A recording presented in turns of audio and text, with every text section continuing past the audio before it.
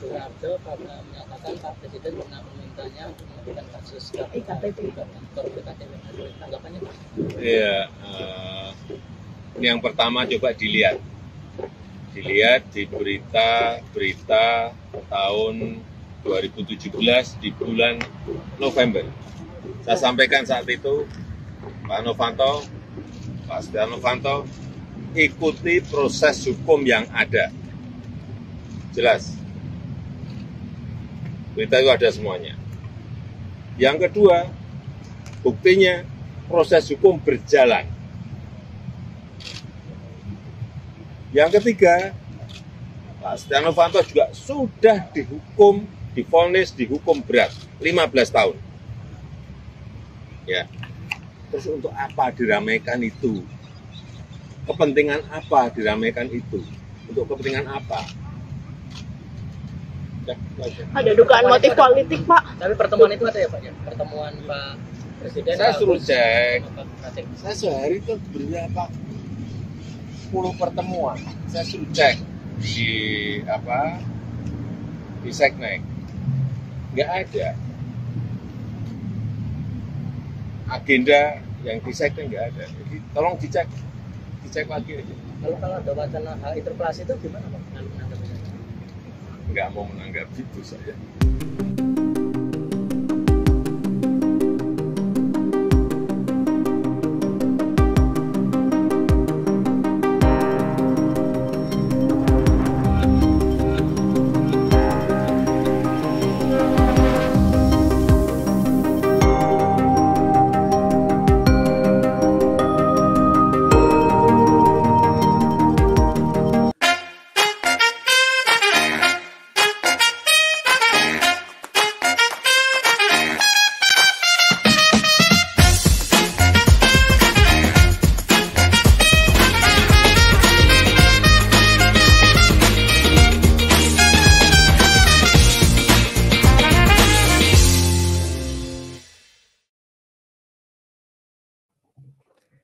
Berisik Republik gara-gara pernyataan ex-ketua KPK Agus Raharjo yang ngakunya disemprot Presiden Jokowi soal EKTP.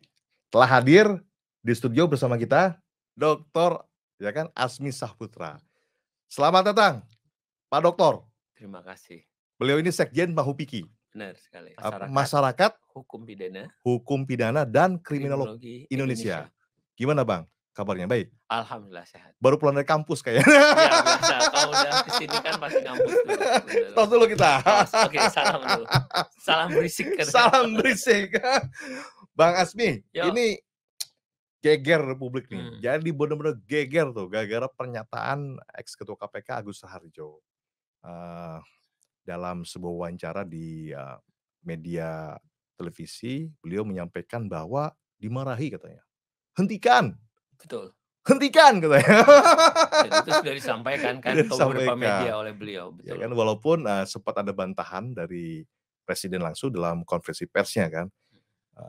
Tapi kan ini sudah kadung menjadi polemik gitu kan. Dan pernyataan Agus Raharjo juga diperkuat oleh beberapa rekan kerjanya di KPK itu sendiri.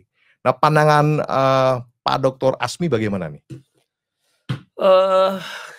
Mau tidak mau secara hukum kita melihat fase dan rentang. Fase dan rentang pada waktu itu diduga terjadi pada tahun 2017. Ya waktu EKTP mulai disidik. Ya, EKTP terjadi mulai kan kalau kita lihat EKTP, saya coba lihat data. EKTP itu rame ya, karena memang uangnya luar biasa. Uangnya banyak, triliunan kan kabarnya itu segala macam. Melibatkan banyak orang dan banyak instansi. Melibatkan banyak orang dan instansi sekali. Dan mungkin ada yang nggak kebagian. Jadi panjang ini kan gitu loh. Jadi memang dananya 5,9 T. Ya. Ya, diduga itu dikorupsi, KPK menemukan sekitar 2,3 T. Ya, yang dikorupsinya. Ya, uang gede ini kan pasti berkaitan, ini tindak pidana khusus pasti berkaitan tentang orang-orang yang punya jabatan. Tapi tidak ada satupun yang dihukum mati. Ya. Karena itu kan kita lihat. Jadi saya mencoba petakan di kasus EKTP 2017 tersebut. Pada awal tahun 8 Februari KPK menemukan ada beberapa anggota parlemen juga yang terlibat pada waktu itu di luar dirjen, terus ada pejabat pembuat komitmen Ya, di PPK. Depdagri segala macam sudah ditarik. Terus itu 17 Juli kalau kita tidak salah itu ada penetapan Pak SN ya, jadi tersangka pada waktu itu. Terus ada Prapit juga di 29 September. Itu nih, ini panjang nih ceritanya. Panjang. Sampai ada 2 kali Prapit pada waktu itu, KPK tetapkan lagi sprindik baru. Tapi sebelum ini ada kejadian. Novel Baswedan itu juga disemprot di sini. Ya betul. Terus ada kematian saksi kunci yang di Amerika Serikat. Yes, yang pemegang pengelola perusahaan peta sidik jari itu bunuh diri. Informasinya dari tapi unik itu karena dia pegang rekaman flash disk. Ya. Rekaman flash disk yang dia duga dan kita bisa lihat dari jejak digitalnya, dia tahu orang-orang yang terlibat. Termasuk kabarnya dalam rekaman itu disebutkan ada nama Pak SN. Ya. Jadi dibawa termaksud uang yang ditransfer ke Indonesia dan beli-beli. Ya. Untuk membeli sesuatu termasuk ada jam mewah. Ya betul. Rolex kalau kabar ya. Rolex atau Philip apa gitu. Pokoknya miliaran. Nah, miliaran lah. Angka itu. Jadi ada kejadian-kejadian itu ya mungkin kita sebelum November ya. Jadi dari November ada kejadian Pak SN pada waktu itu yang gaduh banget lah. Gaduh banget, ketabrak listrik segala benjol, macam, ada bakpaunya segala macam pada waktu itu. Sampai akhirnya November Pak Presiden Jokowi bilang proses secara hukum, tapi udah lewat kegaduhan. Ya, udah lewat. Kegaduhannya sudah lewat, baru keluar pernyataan. Ya, pernyataan November. Jadi ada dari Februari, Maret, ya kan? Sampai kita lihat ini KPK menetapkan lagi 10 November 2017 karena ada sprindik baru lagi kepada Pak SN. Terus 13 Desember 2017 sidang pokok itu batal. Bukan, sidang Prapitnya dibatalkan karena sudah masuk ke sidang pokok perkara 13 Desember 2017. Jadi kalaupun ada kegaduhan-kegaduhan di antara rentang kejadian Pak Novel Baswedan kesiram sama wafatnya saksi kunci yang di Amerika Serikat. Berarti yang disampaikan Bapak Presiden Jokowi di bulan November itu sudah closing dong ya? Closing, sudah lewat masa itu. Karena sudah terjadi benturan-benturan. Iya. Drama lah. Ya, Novel Baswedan dianggap sebagai orang yang terus mengejar perkara ini. Melalui Pak Agus Raharjo yang juga mungkin gas kencang pada waktu itu karena nggak setuju untuk ditetapkan tersangka. Tapi yang misterius ini tempus Agus Raharjo dimarahin, disemprot itu kan berarti antara sebelum November. Sebelum November dong. Sebelum November. Jadi antara ketika penetapan tersangka, penerbitan sprindik lalu penetapan tersangka sampai November. Sampai November. Diduga di fase itu. Itu yang terjadi. Ya, benar. Nah, kalau di fase itu kan berarti kan. Dan ingat, pada 12 September itu DPR juga pernah ngirim surat ke KPK. Ya, pakai kop surat DPR RI agar dihentikan sementara sampai proses Prapitnya. Dan itu sempat KPK marah langsung periksa lagi itu. Pak SN. Dan elemen masyarakat anti korupsi waktu itu berdiri di belakang KPK. Ya, itu 12 September. Jadi udah pakai logo DPR pada waktu itu. Institusi negara. Nah, jadi ada kegaduhan yang mungkin melebar, ya wajar saja mungkin Pak Jokowi jadi kenapa nih? Kan ada lembaga ini kok beliau sebagai presiden ada kematian, ya kan? Ada wafat, ada siram air keras, ya kan? Ada kop surat DPR untuk menunda, gitu loh. Jadi memang terjadi pertarungan ya antara kebajikan dan kegelapan. Pasti. Ya, dan menjadi menarik sewaktu ya walaupun kita harus bilang Pak Agus Raharjo tetap, tapi dia gentle kok kita lihat dalam itu dia bilang dia tetap salah. Karena diungkap sekarang kan dia merasa bersalah kalau kita lihat dalam wawancaranya di Dari Kompas. mimiknya ya. Ditanya, ya saya merasa bersalah karena seharusnya Disampaikan saat itu. disampaikan 2017 begitu tahu, karena setiap orang apalagi pejabat negara yang mengetahui ada satu perbuatan permufakatan dan itu kan menghalang-halangi penyidikan termasuk. Kalau itu benar terjadi, Bung Asmi, yang dilakukan Presiden Jokowi itu, kalau itu betul terjadi, itu termasuk dalam ketentuan merintangi penyidikan? Masuk dong, kan dia melanggar undang-undang juga. Dia sudah bersumpah dia akan tegakkan hukum, tegakkan undang-undang dan segala macam. Itu adalah larangan bagi jabatan seorang presiden. Kalau itu bisa dibuktikan. Kalau itu bisa dibuktikan.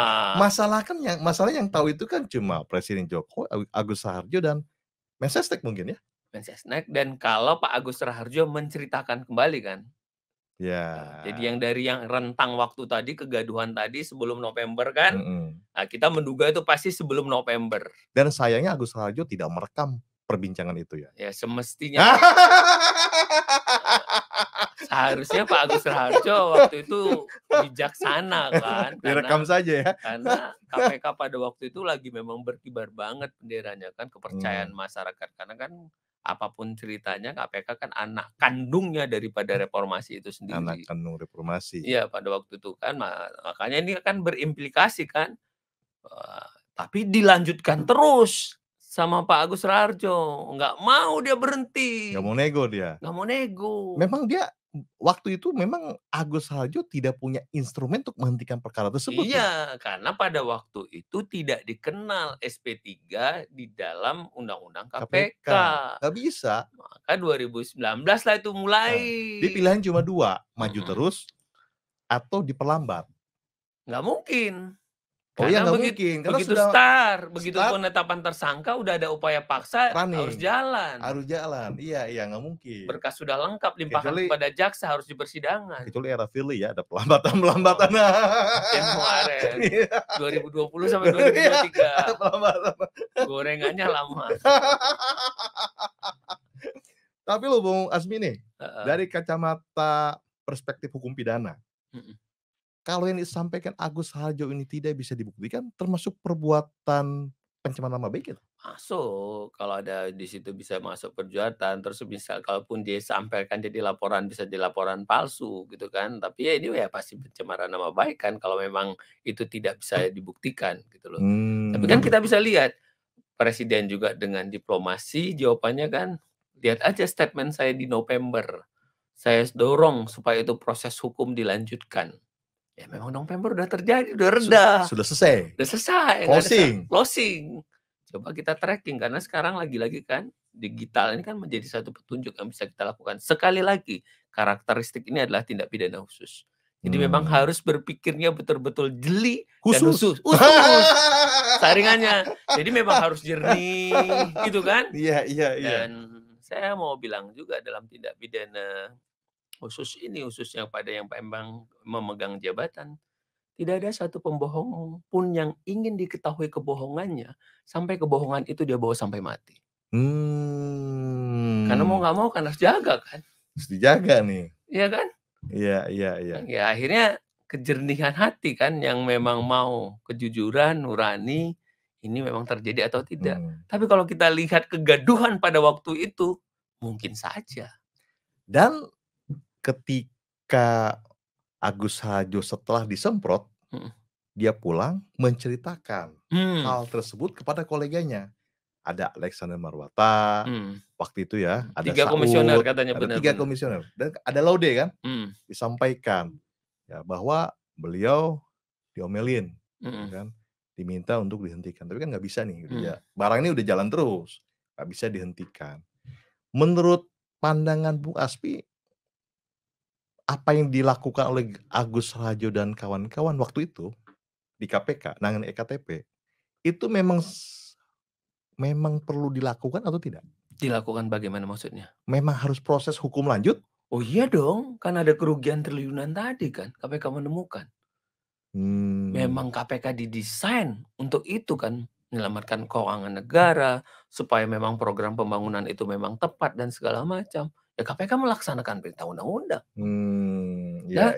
Ya, karena melihat ada fakta, ada keadaan, ada perbuatan yang seperti yang kita bilang tadi Februari bahwa ada orang Senayan yang memang terlibat. Iya. Dari keterangan orang yang sudah duluan.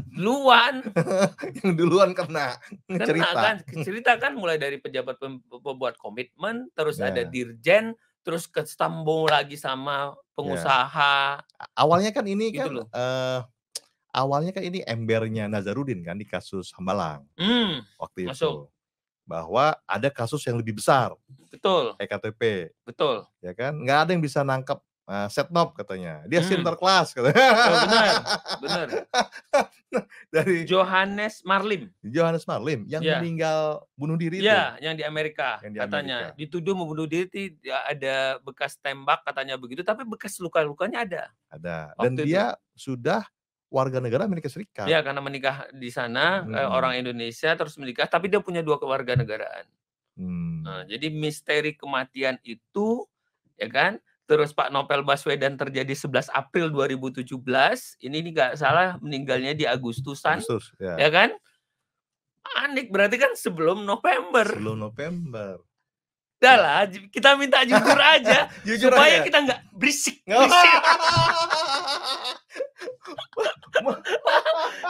Jadi harus dibentangkan ini dulu. Jadi kan penat. Beliau-beliaunya bingung kan gitu loh. Karena kalau bicara hukum, bicara fakta, bicara tempus. Iya, tempus, lokus kan. Kita rentang nih waktunya. Sama-sama nih ada apa di sini. Tapi menurut Bu Asmi nih, lebih percaya pernyataan Agus Raharjo atau lebih yakin yang disampaikan Presiden Jokowi dalam konferensi pers? Ini kan berlawanan nih. Ya, dua-duanya mungkin kalau Pak Presiden ngambil November benar. Ini kan tinggal kamera mau pakai panorama yang mana nih? Panoramik. Kalau hanya diambil di sini, ya masing-masing pihak dengan dalilnya. Ingat statementnya Pak Presiden. Lihat aja statement saya November. Loh, kita bacanya nggak dari November. Iya, November memang sudah closing. Udah habis semuanya. Udah habis, gitu loh. Dramanya sudah selesai. Gitu loh. Jadi ya apapun itu keberanian Pak Agus Raharjo harus kita akui. Harus diapresiasi. Terlepas beliau bilang ini motifnya apa segala macam. Karena menyampaikan kebenaran itu adalah memperjuangkan keadilan itu sendiri. Nah, berarti kalau Presiden sudah bantah, tinggal sikap dari Mensesnek dong ya? Ya, siapapun yang pernah menjadi saksi itu akhirnya melihat siapa yang bersesuaian. Jadilah petunjuk. Mensesnek bagaimana, terus orang-orang yang tadi diceritakan oleh Pak Agus Raharjo kepada teman-teman komisioner. Tinggal ini kan. Saksi kuncinya Mensesnek dan teman-teman komisioner. Misalnya waktu segala macam tadi kan dilihat kan, oh Bapak tadi dari istana jam sekian, terus itu akan cerita, terus dikumpulkan. Dan drivernya Agus Raharjo, driver ajudan. Ya, siapapun yang mengantarkan Bapak ke sana. Ke istana. Karena ceritanya memang cukup unik ya. Tiba-tiba dipanggil ke istana, tidak lewat jalan biasa. Betul. Lewat jalan masjid kecil. Karena ada pembicaraan yang tidak biasa. Jadi didesain banget dong. Kalau nggak ada apa-apa, ya jalan tol aja. Seperti biasa. Kenapa harus ada begitu? Gitu kan. Tapi sepertinya kalau rekaman CCTV sudah tidak ada mungkin itu ya. Paling dibilang rusak. Klise. Karena kalau sekian tahun udah hilang gitu sudah kan. terhapus. Padahal bisa aja kan sorotannya gitu loh kan. Kalau memang mau kan titik-titik itu segala macam, tanggal itu segala macam, tapi nanti sekian tahun mundur udah nggak ada lagi. Kan alasan klasik sajalah. Jadi kejujuran menurut saya. Untuk kasus tersebut, apabila diperkarakan nih, misalnya Presiden dianggap melakukan perintangan penyidikan. Tentu bisa diungkap ya secara kriminologi atau statutory crime, bisa ya? Bisa saja kalau memang, karena kan di situ katakan setiap orang. pasal merintangi penyidikan itu. Tidak ada kualifikasi presiden, masalah presiden nanti adalah prosedurnya memang tersendiri, monggo saja. Tapi kalau dia melakukan kejahatan itu kan perbuatan tercela, jatuh sebenarnya. Impeach saja bisa kalau memang itu terjadi. Apalagi pada waktu itu kan kita bisa tahu menjelang penggantian presiden juga kan periode kedua. Ya, menjelang pergantian Iya, juga. itu yang sempat disampaikan. Kenapa Bapak tidak sampaikan pada waktu itu? Dan Pak Agus Raharjo jawab kan, saya kepengen masih mendukung Pak Jokowi. Kejujuran beliau ada. Ada ya. Untuk di periode kedua harapannya ya bisa lebih baik. Tapi ya semakin kemari kok orang-orang yang pernah dulu support, dukung kok jadi semakin tidak mensupport kembali. Ini yang menjadi tanda tanya. Dan publik melihat rekam jejak ya, track record. Ya. Agus Raharjo selama ini belum pernah bohong, ketahuan bohong gitu ya. Ya setidak-tidaknya cacatnya tidak begitu banyak gitu loh kan Pak Agus Raharjo, sehingga masyarakat bilang ini masuk. Lebih apalagi meyakini apa yang disampaikan Agus Raharjo nih. Jadi polemik nih. Ya kita sandingkan dengan fakta-fakta tadi tentunya. Gitu loh. Bisa Jadi, saja. Apabila mau diungkap pun bisa. Nih, keterangan Agus Raharjo, keterangan saksi-saksi yang melihat Agus Raharjo waktu itu mengunjungi istana, catatan telepon mungkin kan kalau dipanggil kisah kan ditelepon kan? Ya, mungkin. Secara saintifik pasti ada rekamannya tuh. Entah siapapun itu kan, ya entah siapapun yang menghubungi Pak Agus Raharjo kan, entah melalui ajudan, protokoler atau apapun segala macam. Bisa dikonfirmasi. Dikonfirmasi. Terus tadi yang drivernya, terus tadi ada pembicaraan lebih lanjut dengan komisioner gitu. Sekarang punya keberanian tidak? Karena negeri ini butuh banyak orang pemberani ya. Ini bukan masalah suka atau tidak suka, kita nggak ada kaitannya untuk ini dukung, tidak, tapi ini kebenaran. Ada atau tidak, bukan masalah Pak SN kan udah oh iya tahu. Betul. Tapi banyak yang berdarah loh yang akhirnya jadi korban dalam peristiwa ini. Menurut Bung Asmi ini yang disampaikan Agus Raharjo ini bisa menjadi skandal nggak? Ya, saya mau bilang skandal atau tidak skandal, setidak-tidaknya ada konflik kepentingan. Kenapa harus? Saya tidak bisa bilang nanti sampai kita ketemu fakta lagi yang bersesuaian kan, untuk melihat saya dapat apa, ini orang siapa, sehingga saya bisa menitipkan apa, gitu kan? Kalau memang ini sampai ke sana nanti, gitu loh. Tapi setidak-tidaknya ada konflik kepentingan, nggak tahu entah menjaga mitra antar lembaga negara pada waktu itu, karena Pak SN pada waktu adalah ketua pimpinan DPR, itu kan, yang secara politis akan punya keinginan nanti terhadap produk-produk perundangan atau kebijakan-kebijakan, kita nggak tahu nih, gitu kan. Nah, beliau-beliau lah yang makanya kita bilang kita perlu, ya kan, atas berkat rahmat Allah didorong keinginan yang luhur untuk bangsa ini supaya kita nggak berisik, kalau nggak kita berisik.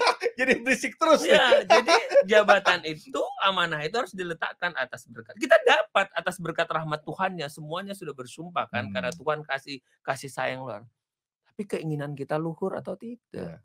Dan dampaknya setelah itu kasus EKTP, Undang-Undang KPK direvisi. Nah itu maraton yang hanya belasan hari kan? Iya, yang ekstra. Iya, ekstra ordinary, ekstra kilat di masa terakhir DPR akan berakhir. Kalah JNE.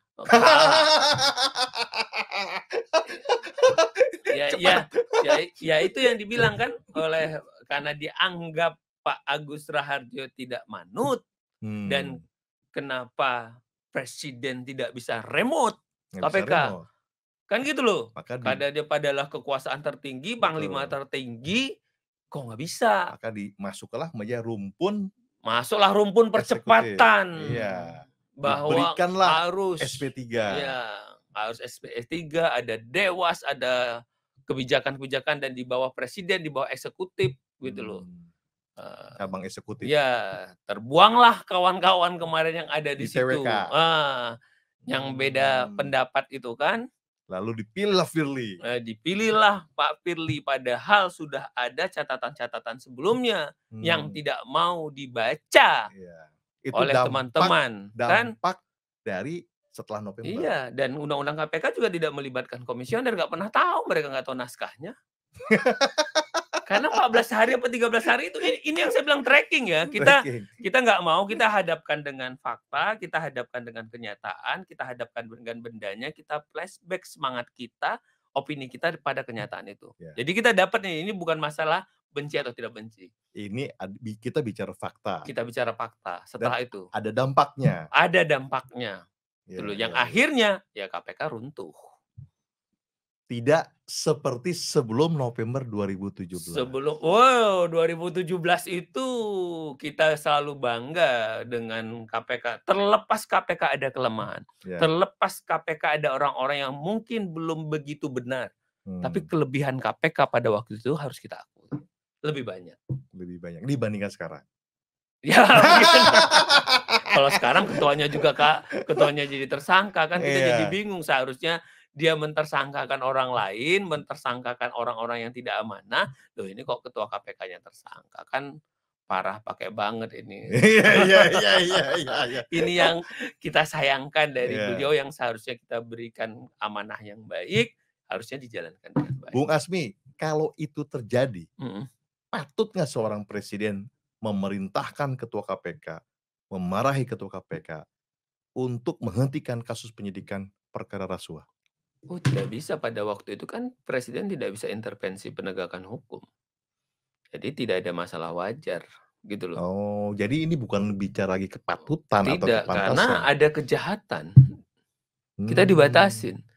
Iya. Kalau ini hanya masalah etika, masalah apa, kita ya oke lah, koordinasi antar instansi. Iya. Kita jangan kompromi, Bung. Jangan ada ruang dong.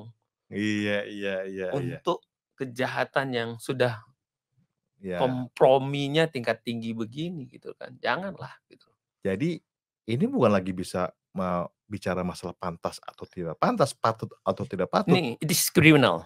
Ini kriminal. Ya, kalau ini terjadi ya. Iya, karena ya udah pasti jadi dong. Karena kan negara dirugikan sekian T tadi. Iya. Enggak, yang disampaikan presiden kepada ketua KPK bukan lagi pantas atau tidak pantas ya. Bukan pantas atau tidak pantas. Seharusnya maju terus. Nggak perlu hentikan. Harusnya lanjutkan. Lanjut proses siapapun yang terlibat. Lanjut, saya senang dengan karya Anda. Iya. Gitu, tidak ada kata itu. Tapi ingat ya, tadi ada rentetan. Ini yang harus sama-sama fair. Iya. Penetapan tersangka. Kita ulang lagi tuh kan, Novel Baswedan yang disiram air panas, air raksa. Ada saksi yang tadi, yang memang megang itu kan uangnya di situ semua. Iya. Dia yang mengatur uang yang dikirim ke Bank Indonesia, ke bank-bank yang ada di Indonesia, atau ada orang-orang tertentu segala macam disebar. Tapi kan masuk ke rekening pribadinya dia. Dan dari situ kan yang disusuri oleh FBI Amerika juga. Akhirnya ketemulah pembelian jam itu yang diduga jam itu adalah dipakai oleh pejabat kita pada waktu itu. Richard Mille kalau nggak salah.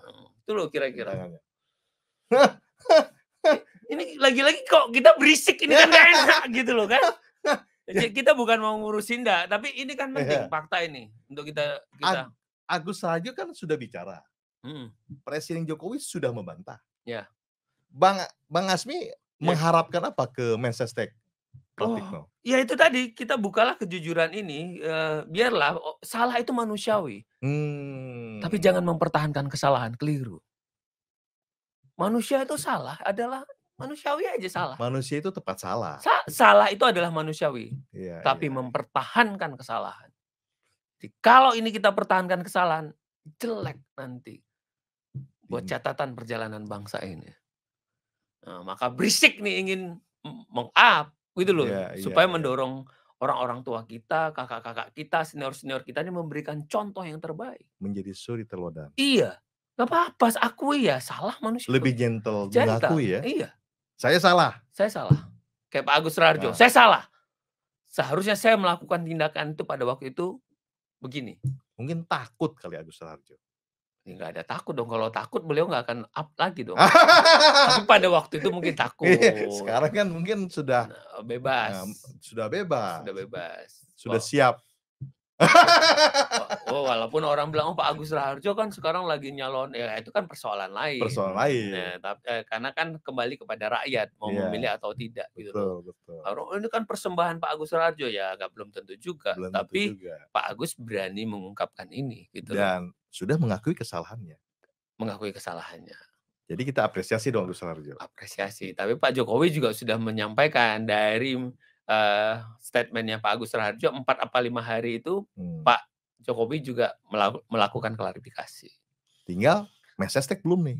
Tinggal Mensesnek. Tapi ingat ya, Pak Jokowi selalu pakai November. Ya.